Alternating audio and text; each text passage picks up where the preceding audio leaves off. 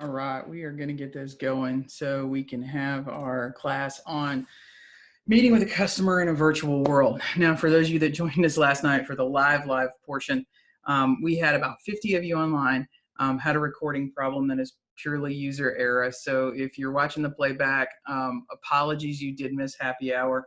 It is next day, and I'm kind of on to coffee right now. But we're going to cover that content again just so that we can make sure that it's out there for replay. As with any business, even in a situation not like this, there are going to become times when you will be meeting virtually with your customers. And that is sometimes a customer's car is brought to you maybe because of your certification and they're a long distance away from you and they're not coming in and out of the facility. It may be a customer that has extremely busy or hectic lifestyle. When we work with some celebrity clients and some of the, like the West Coast Customs clients, et cetera, we're dealing mostly with attorneys on other sides of countries, and vehicles tend to show up in car haulers and then are delivered back in car haulers.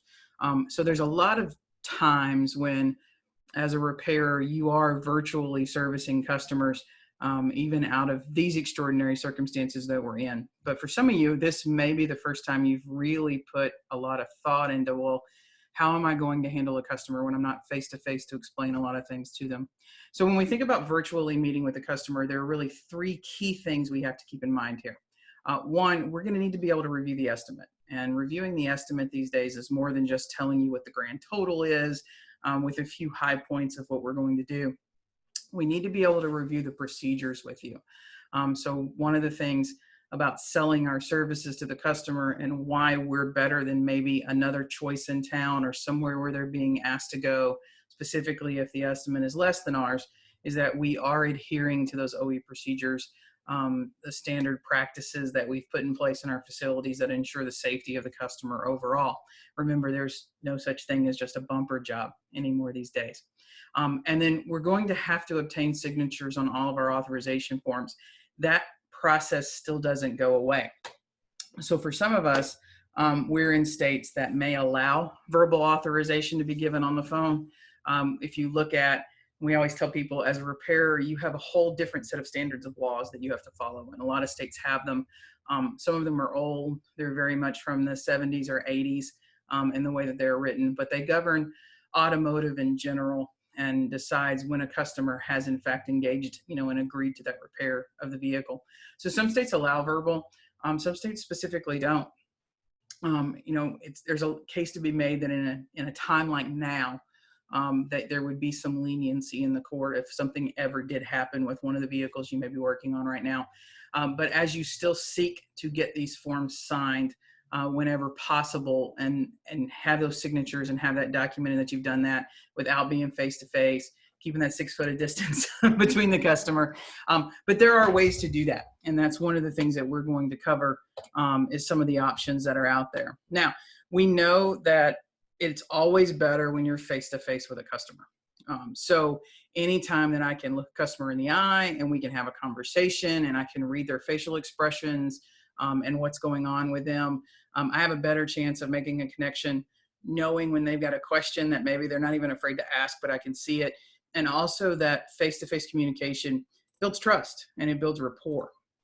So what are some of the services you could use right now to do that? Well, there are a few services out there that are free, and you're probably used to using them anyway. The two most popular that we use occasionally when we have to just go face-to-face with a customer to explain something not as detailed as the first meeting over the estimate, but just maybe even an update, are Facebook Messenger and then Google Duo. So the great thing about either one of these services is they are device agnostic, meaning that FaceTime is great, but you got to be an Apple user. So these two programs, both, however you're using them, allows it to work on any mobile device or any tablet. They also have desktop applications. So if you're still in your facility sitting at your desk, you still have the ability to use those. There are also services that most people are familiar with. So no matter where you sit on the spectrum of technology and your familiarity or comfortable with it, most people have a Facebook page, and so that's something they're very comfortable with. And then the Google Duo app is very very familiar to a lot of people, and Google in general is very familiar, and people are comfortable with it. It's not like you're asking them to download something like WhatsApp or some other unknown form of communication tool. The Google name carries some security that makes customers feel fairly comfortable about using it. Now, the drawback to the Facebook Messenger is that to communicate with video to a customer, it does have to be personal profile to personal profile. And so some people are a little uncomfortable sharing that personal page and personal profile information back and forth as they communicate. And that makes Google Duo just a great tool to have for that. You can put it on anything. I even have it on tablets out in the shop because that allows the technicians to call and show video back and forth if there's something that they want to talk about while they're in the middle of a repair. They also, with having the desktop interface, the other thing about Google Duo I like a lot is it is recordable. So I can record those conversations if I need to and have that playbook or that playback available. Now, one of the questions that did come up last night is what's the legality of recording those conversations? Well, it's just like any recorded conversation that you would have on a phone base. So you're going to want to refer to your state laws and remember that state laws apply when you're talking to someone in the state. And if you happen to be talking to someone out of state, well, then that would be a federal law you would need to consult. But as a good rule of thumb, when you're doing this specifically for the first time you're explaining to the customer the estimates and the forms and whatever, let them know you're going to record it. That way you have it to fall back on, to look at. Sometimes these conversations get an hour or so long. You cover a lot of topics.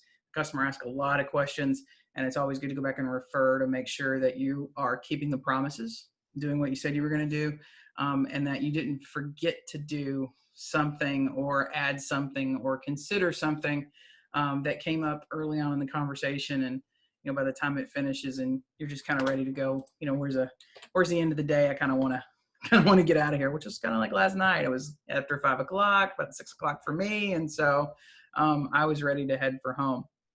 Now, like I said, those conversations are great, but they're only face-to-face. You can't share your desktop. You can't share anything with those. So if I'm in a situation where I need to share either my estimating system, I want to show procedures from the OE, I may want to show photographs of the vehicle or video from the vehicle, et cetera, to the customer. Well, I've got to have a completely different service to be able to do that. And those are what we would consider our video conferencing services.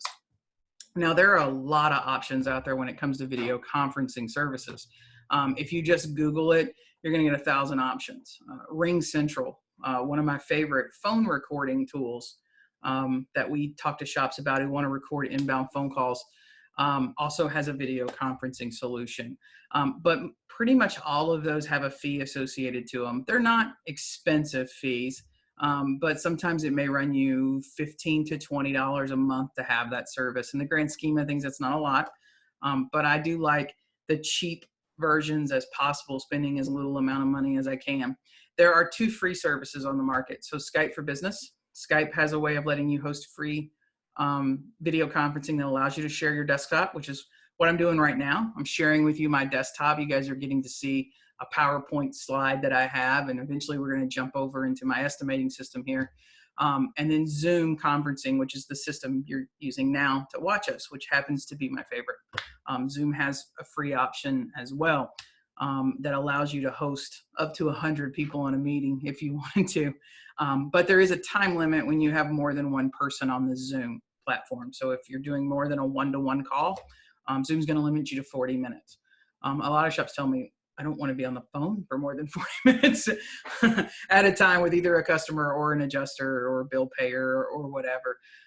But there is a limitation there. So I always like to let people know what that limitation is in case that comes up. So the biggest thing about having a video conferencing platform is what you've been experiencing as I toggle back and forth between me on just the camera and then the slides that you're seeing in the program, which is exactly how this works when we're working with a customer. So screen share allows me to show you a multitude of things. So the way that Zoom works in their screen sharing platform is however many tabs I have open across in my computer or programs that I have open. When I hit that share button at the bottom, and this is the same with WebEx, GoToMeeting, even with Skype for Business, they all pretty much work the same. When I hit that share tab, it asks me what I want to share. So I could just show you my whole desktop and you could see everything that's open and the mess of disorganization that my desktop is. Or I can choose just to show you a specific window, which is great for customers because I may have at any moment maybe 2 or 3 files open on my desktop, and I can just make sure that that customer is seeing just their information with no other customer names, claim numbers, et cetera, at the top of any of the tabs. But in addition to being able to show you just the pages of my desktop, I can also share with you video. You can jump out, and we occasionally do, we'll share a YouTube video or a highlight reel of something that's going on. But we do have a few facilities that actually record the teardown and blueprinting process, and those videos are available for adjusters. DCR Systems out of Ohio, who some of you have seen on some of the groups, the estimating group or the Collision Repair Technicians United. You've seen Michael post the videos that are from his facility. He has a great kind of Google Drive kind of system, and he records videos of teardown and the blueprinting process and makes those completely transparent and available to everyone that wants to see them. And so he can share those on a service like this, or you could share them on a service like this if you had two-way sharing on your desktop for that. So there's a lot of ways for us to share what the customer is doing. And just let's get in there real quick and take a moment to see kind of what that looks like. So I'm going to get my desktop ready here for everyone to kind of make fun of and tell me how crazy my desktop looks right now. But if I was meeting with a customer and I wanted to go over their repair, kind of line by line, start to finish, we don't ever want to leave anything out. We want to make sure that they're completely educated. I can show you and share with them everything that I have open for this vehicle. So what you're getting a chance to take a look at here is the new Audit X10 estimating system that is in beta testing for a few shops around the country are working with this program right now. They do plan on making it available very soon. I'm kind of digging it. I've been getting to play with it a lot.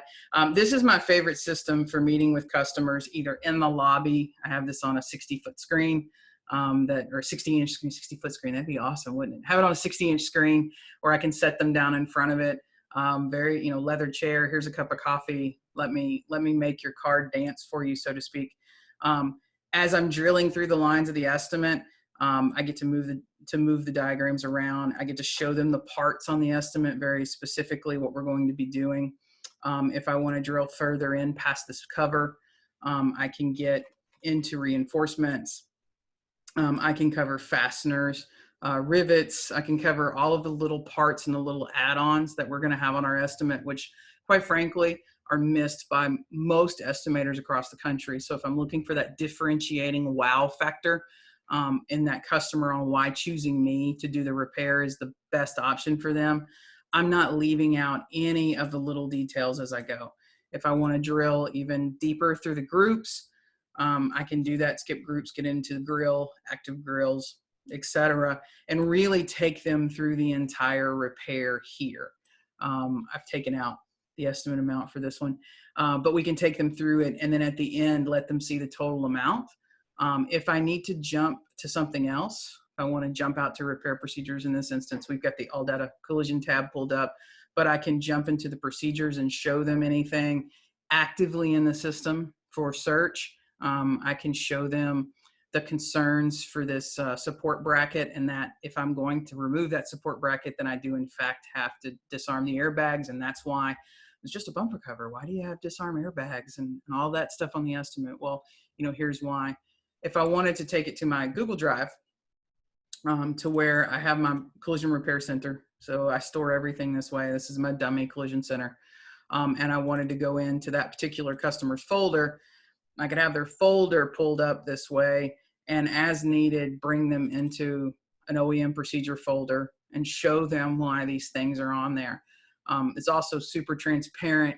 When the meeting is over, I can share this file link with the customer, and then they know that this is their file. So as more stuff is added, to this folder for Miss Goodwin on the repair to her Cadillac, whether the insurer estimate comes in, my estimate is finalized, photos, procedures. When the forms are signed, they'll come in here as well.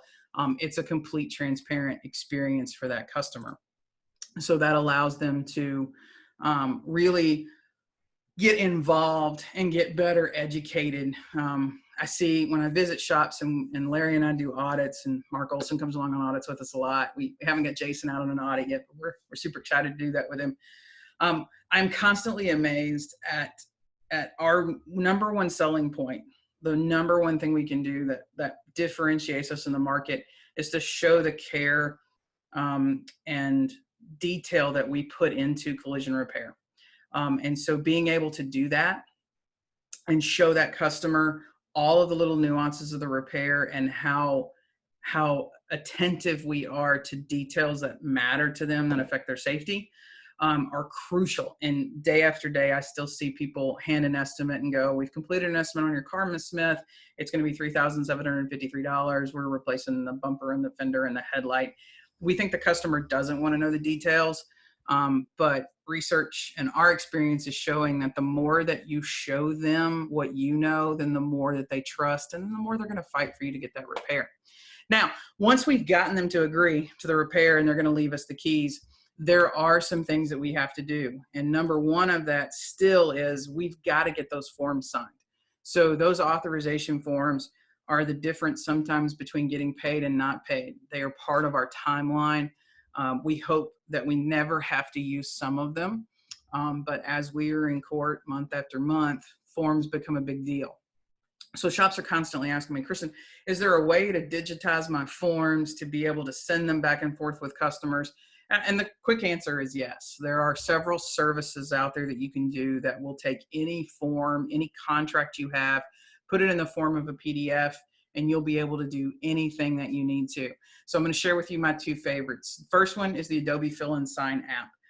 It's available in the Apple Store. It's also available in the Google Play, Android download. It is a free service from Adobe and basically takes any document, be it a Word document or a PDF, and turns it into a signable form. So really quickly, when I'm asked a lot of times about digitizing the office to where the adjuster can just walk up, or the estimator can walk up to the customer in the lobby.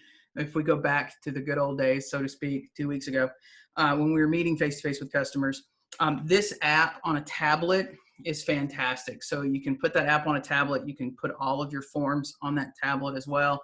And then when you're meeting face-to-face with customers, you can just have them sign, initial, do whatever you want to do on a tablet.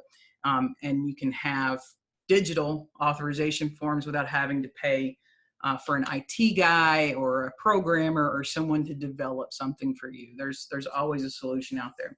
And so for shops that ask us to do that, this is the service that I give them. I know that's great. You could pay a lot of money, but you could also just go download this app, drop your forms in there, and it'll do it for free. Just make sure that you have, the right tablet that you want to use. You're going to hand that tablet off. It's kind of just like going to the doctor's office. Right now, you go into your doctor's office and you greet the receptionist, and she reaches back behind her and grabs like one of 10 tablets they have back there, and you're doing some check-in services. So you can just keep a couple of these around. This is $40 tablet off of Amazon. We also put these in the hands of technicians because they can take pictures with them. And then you can put a Google Drive on here, and then the techs can access all of the OEM repair information. And then if something happens to it, it's a $40 tablet. So it's not like we went out and bought a Panasonic Toughbook for $1,000 or so. The thing about this service, if you're going to use it in the remote environment, meaning that the customer's not in front of you, you will have to get them to download the app. So you're going to have to ask them to go online to the store as well. So this is just on my phone. And that is the app there that you can see. And it starts here. I'll show you real quick, kind of a little bit more detail. I know it's hard to see on my phone how this works. So when the customer downloads the app, as soon as they open it up, they're going to get that little paper sign with the little plus sign, and that's how they add a document. Now, you would have emailed them or texted them a Dropbox link that has all those PDFs in there, or documents, Word docs, however you want to put them in there. But you would you can have them a drive. There's a couple different ways to get it to them. And then they're going to import, find new folders. What I really like about this app is it's intuitive. It goes and looks for PDFs. It doesn't go look for JPEGs and all kinds of other things that are out there. So if you have someone that's not necessarily as computer savvy or phone savvy or app savvy or whatever they might need to be, this helps them a lot, and you can usually talk them through on the phone, especially if we're doing video conferencing. I can really talk them through on the phone. Once they get that added, the new form drops to the bottom. And so you can see there in the bottom right-hand corner, my repair contract actually has added in for this customer. And now it's there for them. All they simply do once that is on their phone is they just click, and that document's going to open for them. And so when that document opens, you'll see the repair contracts there. It's 2 pages. And then everywhere where they either need to initial or sign, they simply just click in that space, and the computer or the program tells them that right here you're wanting to write something. They can then move that box around with their finger or with a stylus, whatever they happen to have, to put it right on the line or wherever they want to do it. But at that point, they're just tapping and typing in their name, their address, their date. And then you can see on the right-hand side there, in the very far of the screen, that's what it looks like when it's done. Very easy to do. So if I just tap here right now, I get a pop-up box, and then I can just type my name. And then if I don't like where that is, I just move it around until I get it right where I want it on the program. When I'm done, I can hit those 3 little circles that are connected, or 3 little dots that are connected at the top that you see there on the program as well. Hit send, it sends it right back to the shop or right back to you, or it sends it right back to any of the companies we were working with. We use this a lot for video contracts, etc. Now, you also have the option as a user, if you wanted to do a signature. I wanted to make it look more like a signature, just to click that little, what looks like a little fountain pen right there. And you can see I have my signature saved in this program, but the customer would then, if they haven't, they're going to get a screen like you see in the middle. They can sign with their finger or with their stylus, create a signature, and then they can drop that signature also anywhere they want to and send that back. So Adobe Fill and Sign is a fantastic tool, and it's free. It's completely free. So getting the signatures on the documents that you want, not a problem at all. The one thing that Adobe Signature doesn't do is it doesn't do a timeline of events based on when the customer opens the document, how long the customer has it before they sign it and send it back to you. Some great benefits that can come in handy. Last night on the live call, Mickey Woods chimed in. You're going to get to hear Mickey Woods later on in the week with her marketing stuff. But she had a client that actually used another service, which I want to show you. And by having the documented timeline of when that contract was actually signed, date, time stamped, it actually met the shop was able to win a case, which is fantastic. And I tell you, documentation is key to negotiations, and that's what helps us win in court. Is timeline establishment is huge. So my absolute favorite, what I encourage all shops to use, is a program called DocuSign.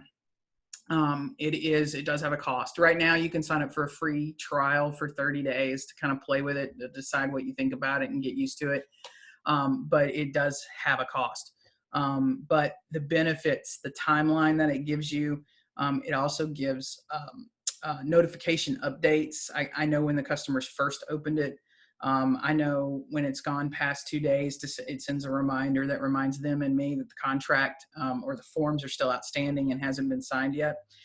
There's a lot of benefits to DocuSign.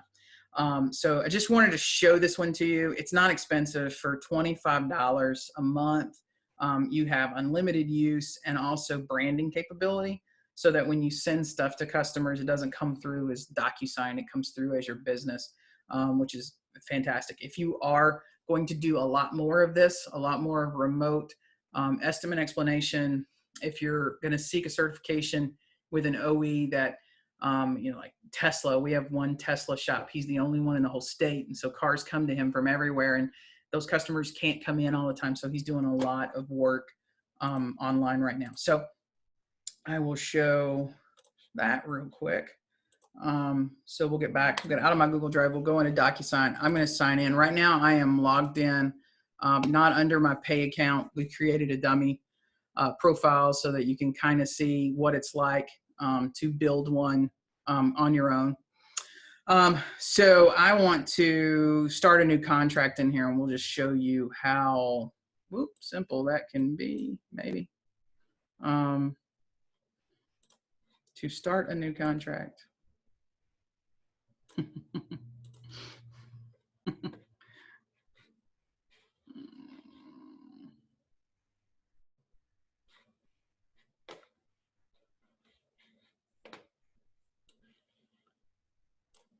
All right.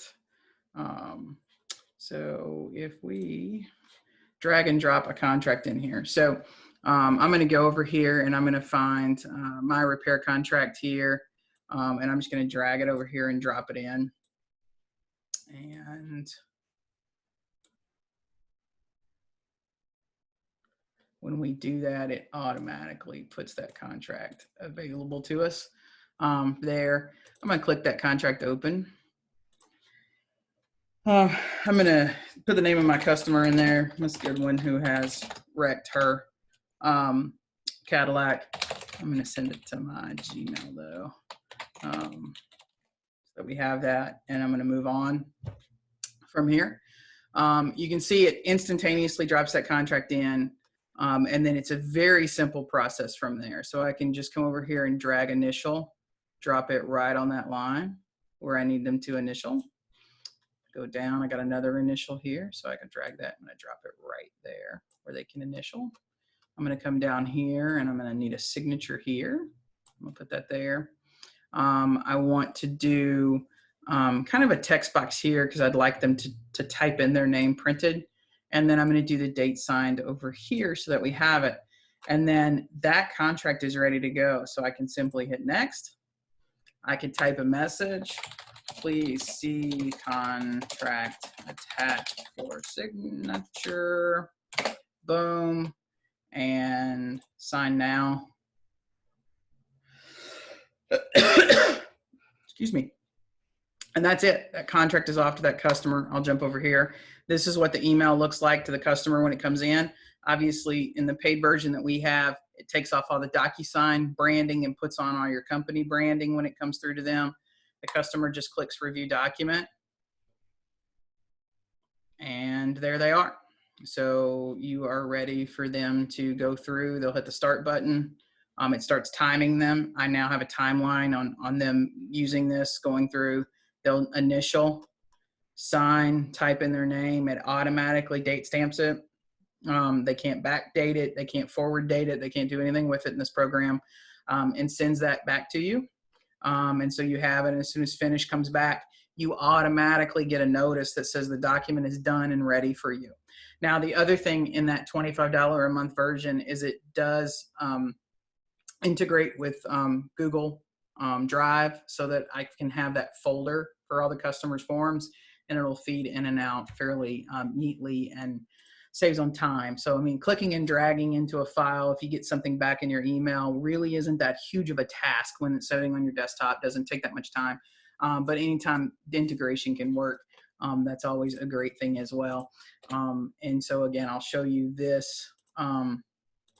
Is what we have. We use the standard $25 a month for our business here is the one that we use.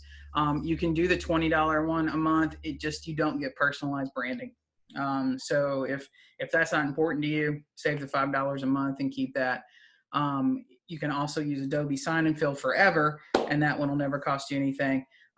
But if this is going to become, and I do think we've got to get better at working with our customers and helping them understand. We've gone too long where we basically make the customer kind of feel like they drop their keys off and then they magically come back and the car's repaired. And for a long time, we taught shops, and I'll say we on the insurance side, we taught shops that that's what they wanted, that the customer really didn't want to talk to you. They wanted to talk to me, that your job was just to take the keys, fix the car, and hand them back.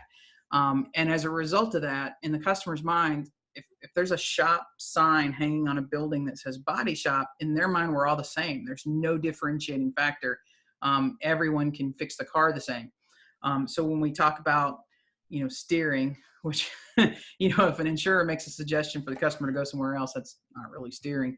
But when a customer can be easily swayed, a lot of times shops go, well, it's just price, and they don't want to pay anything out of pocket. And that's just not the case. The customers will pay out of pocket. They will seek proper repair. Their car is sometimes their second largest investment past their house they're going to have in their life. They're driving their kids around in it. They're driving their grandparents, their family. I mean, they want that vehicle to be safe, but us as repairers have not done a very good job of getting them in that process with us and helping them understand it. We've made it about price. And so at the end of the day, they believe both facilities can fix the car properly. One's just drastically cheaper than the other. And so we're going to have to get better. We love virtual meetings. I much prefer when the customer can come back and we call it the consultation meeting. That's where we put them in the leather chair, hand them a cup of coffee, and let them look at that 60-inch screen while we go through it. At least if you decide to pull your car and go somewhere else, you're going to go to that next shop very well armed with what you think should or shouldn't be being done to your vehicle. But a lot of people don't have that time. And so for customers that don't have that time, being able to do something like this very quick with them, to let them see what you're doing and how you're taking care of their vehicle and the detail and attention that you're putting into it is completely beneficial to you and drastically beneficial to them. So if there are any questions, any other details that you're looking for regarding how to document repairs, how to do virtual meetings with customers, classes on how to do Zoom or how to use Adobe Fill and Sign or any of those things, you can always reach us on the website. You can send us an email, flag us down on Facebook, whatever you need. I don't think that this is going to be something that we're just going to be doing during these temporary times of shutdown. I do believe that this is going to kind of be our new norm for how we do business with our customers and how they're going to expect for us to do business with them. And so it's time to be ready. But if you have any questions, let us know. And then don't miss, next week is jam-packed full of webinars from guest speakers. We've already said Jason Barton is going to be on talking ADAS. Mickey's coming on to talk about marketing and advertising for shops in this time. Mike Anderson's coming on Wednesday to talk about ARMS portal and managing rentals and some of the things that are happening right now. But it is a jam-packed rest of the month of April for free webinars. And we look forward to seeing you again. Thanks for watching.